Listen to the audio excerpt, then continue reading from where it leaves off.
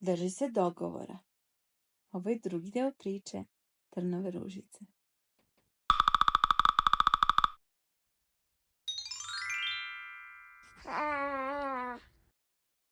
Princeza Ružica je dobila na poklon 4 magične želje.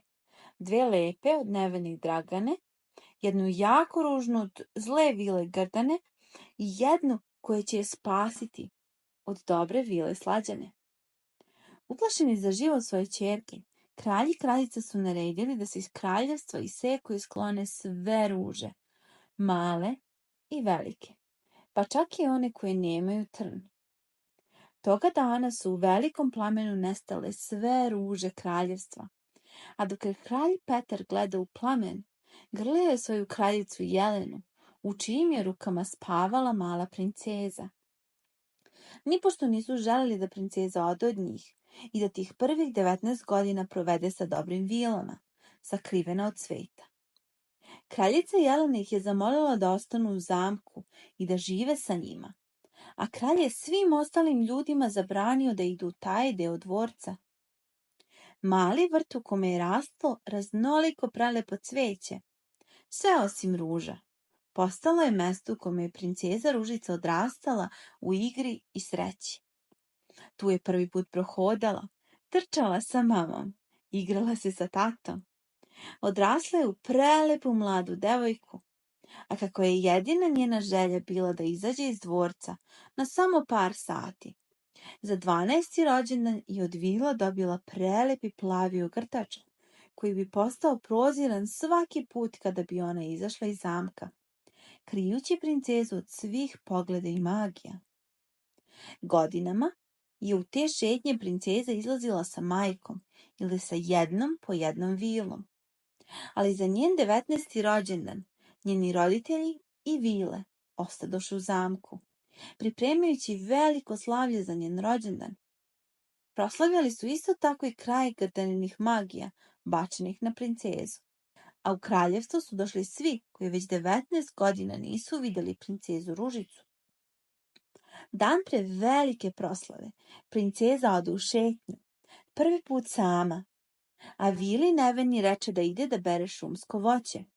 Sve, samo ne maline. Nevena se na to nasmeja i ubrzo zatim odleti da pomogne oko dekoracija, torte i prelepe duge haljine koje će vile pokloniti princezi. Toga dana će se ona i princ Filip prvi put vidjeti, još od kad su bili mali, a oba kraljevstva su se radovala njihovom venčanju. Mali vrt je bio magijom zaštićen od svih nepozvanih gostiju, ali veliki vrt nije. Dan pre princezinog rođendana, vile su želele tamo da proslave i tamo da organizuju iznenađenje princezi. Nisu to trebale da rade. Još kada je Grdanina magija bila bačena na princezu, kralj i kraljice i vile rekli su da će se držati istih dogovora dok vreme magije ne istekne potpuno. To što su posljednjeg dana prekršile dogovor, značilo je da su mogli da ih pronađu Grdanini vojnici, a to što je vremena još malo ostalo, nije značilo da se princeza neće uposti i posljednjeg dana kletve. Vile su rešile da uzmu svoje magične štapiće i brzo završe posao. I tako je veliki vrt palate sijao jakim svetlim bojama magije koje su bile bačene. Bile su to plava, zelena i crvena. Tu magiju vidio je niko drugi nego Grdanin verni sluga, crna ptica koju je sve slušala, koja je i dan i noć već 19 godina tražila princezu.